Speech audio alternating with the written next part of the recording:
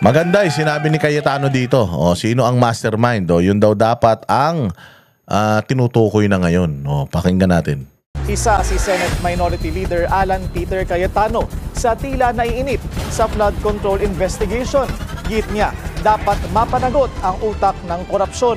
Pero sino nga ba ang mastermind sa anomalya? Narito ang agenda report ni Dexter Ganibe. Sa pagharap ni dating House Speaker Martin Romualdez sa investigasyon ng Independent Commission on Infrastructure, muling binuhay ni Senate Minority Leader Alan Peter Cayetano ang kanyang naunang babala at suhestyon. Sabi ni Cayetano, kailangang mahuli na ang mga mastermind sa likod ng malawakan at sistematikong korupsyon sa flood control projects. Hanggat hindi anya natutumbok sa mga parallel investigation ng mga mastermind na ito, guguluhin lang nila ang investigasyon para makalusot at may pagpatuloy ang pangungurap. Yon. Ang ganda nung sinabi ha. Because if you're gonna look at it, si Bongbong Marcos made an pronouncement na mahiya naman kayo. Ano pa? June? July? Mga ganun Ang mga around July, August, September, 3 buwan na. 3 buwan na ha. 3 buwan na. Ang dami ng investigasyon pero may lumulutang na bang mga pangalan konkreto na nasangkot? Okay, may sangkot. Yung mga sila Diskaya, yung mga taga-DPWH. Ang pinakamataas na isinangkot si Zaldico na chairman ng appropriations during that time. Pero kung titingnan mo, naimbestigahan ba lahat? Hindi. Yung mga sinasabi ni Lacson na mga congressman na na listahan niya, may napangalanan, wala. Si Zaldico lang. Tapos, dinadamay na yung ibang mga senador na alam naman natin, hindi sila yung meron talagang kasalanan. Na hindi naman sila yung talagang mastermind. So, sino ang mastermind? Naniniwala ba tayo na si Zaldico lang ang mastermind na sa liit ng utak niya na yun, naisip niya lahat ng ito? Meron pa yung mas malaking tao sa kanya at may mas malaking tao pa doon sa mas malaking tao sa kanya. So the point here is, for the past 3 months or 4 months na, meron na ba tayong konkretong masasabi na ito si Martin Romualdez ay isa sa mga pinuno ng korupsyon? Silang tatlo, si Bongbong, si tsaka si sila. At lahat ng ebidensya ay ititingnan natin kung papunta sa kanila. Ang iimbestigahan natin etong 3 tao na ito dahil sila ang mastermind. Tapos yung ibang mga iimbestigahan natin ay magpapatunay na lang kung tama ba yung ating haka-haka na itong 3 to ang mastermind. Ganun, di ba? Kahit nga pangalanan pa lang, wala pa Kahit nga hint lang ng initials lang ng kung sino ang mastermind, wala pa Nandoon pa rin tayo sa ibaba. Tinitingnan natin sino yung mga nakinabang sa corruption and then hinto na. Pagdating na sa involvement ng Congress, ng Senate, ng Malacanang, wala na, hinto na. Hinaharang na nila, hanggang doon na lang tayo, hanggang dito na lang, itigil na mga investigasyon, mag-private investigation na. So, niloloko ninyo tao, di ba? Wala naman talaga kayong pinapangalanan, kunyari lang kayo nag-iimbestiga, patatagalin yung investigasyon hanggang sa makalimutan niya ng taong bayan. Anong nangyari sa pera ng taong bayan? Wala, nagamit hanggang dito sa investigasyon. Habang ang nagtitirahan kapwa congressman, kapwa senator, etc. I'm not saying walang guilty sa mga yan.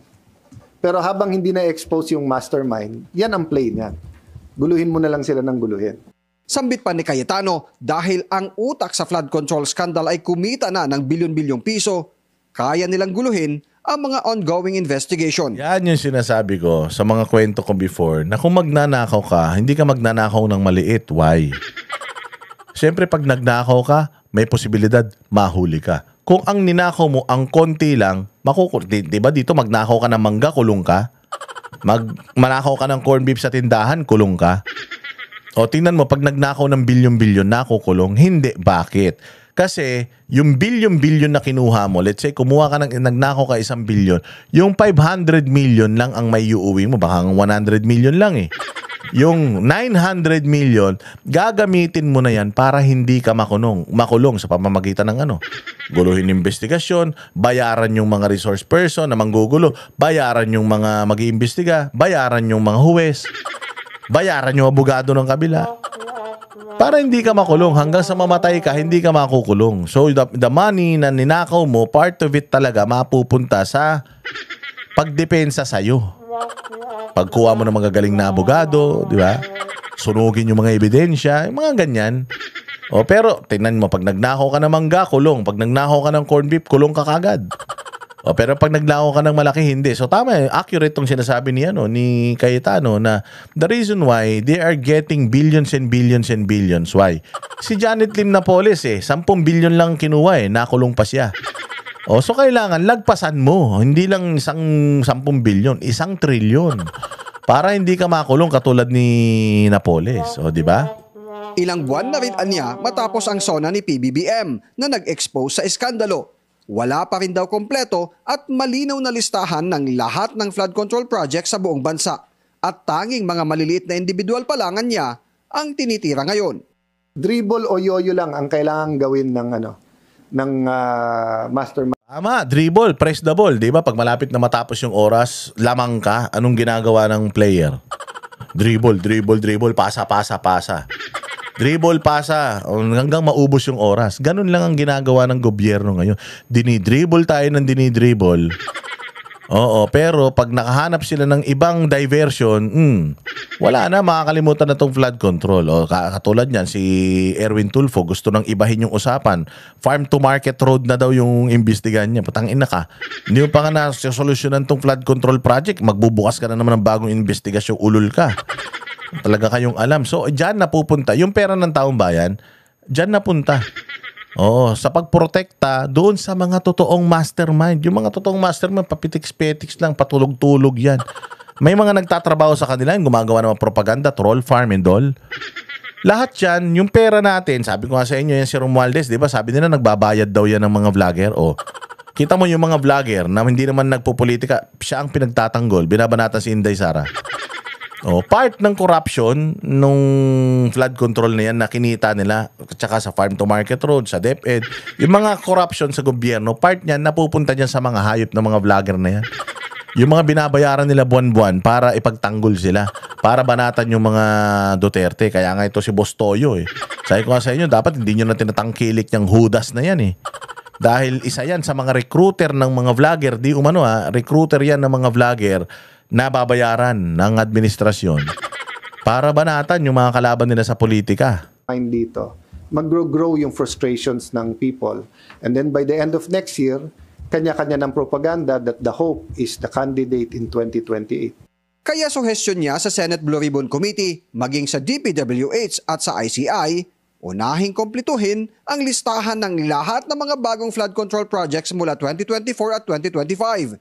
Isa-isang ipatawag ang sangkot hanggang sa ikanta nila ang masterminds. Para sa agenda, Dexter Ganibe, Abante! Ayun, mga bossing. At, hindi na yan, tapos na so, yan yung totoong problema natin ngayon. Hindi pa natutunton kung sino. ang totoong may kasalanan. Kami ang boses ng masa, hindi natatakot. Katotohanan lang, di kami nalulunod. Walang bahid ng sismis, lahat ay totoo. Kahit sino ka pa, pag mali ka babanatan ka. Walang pinipili kulay, wala kaming kinikilingan. Basta para sa bayan, kami lalaban.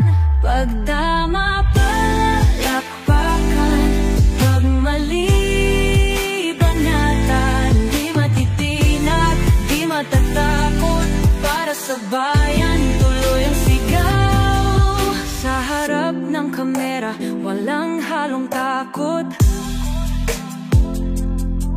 mga baluktot, lahat kayo'y tutumba. Ang hustisya at totoo, yun lang ang mahalaga. Kahit sinong harang, di kami matitinag. Walang pinipiling kulay, wala kaming kinikilingan. Basta para sa bayan, kami lalaban.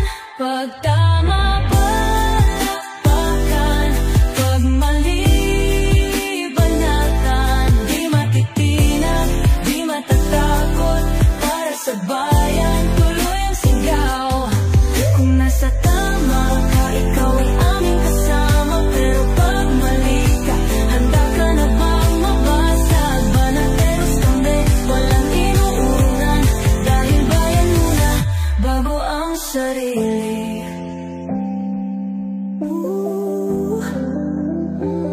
Bago ang sarili.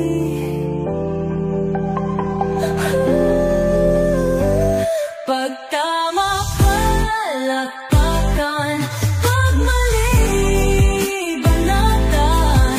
Banateros ang sigaw, katotohanan ang laban.